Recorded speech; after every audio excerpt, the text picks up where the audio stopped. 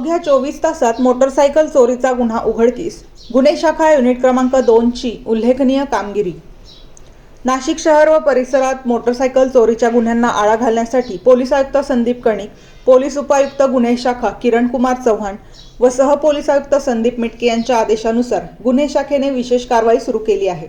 या कारवाई दरम्यान गुन्हे शाखा युनिट क्रमांक 2 च्या पथकाला गुप्त बातमीदारामार्फत माहिती मिळाली, एक इसम चोरीची मोटरसायकल घेऊन माढा बस स्टॉप जवळ उभा आहे। सापळा रचून त्यास ताब्यात घेतले असता तो विधी संघर्षित बालक असल्याचे निष्पन्न झाले। पालकांसमक्ष चौकशीत सदर बालकाने दत्तनगर परिसरातून सुझुकी जिक्सर मोटरसायकल चोरी केल्याची कबुली दिली।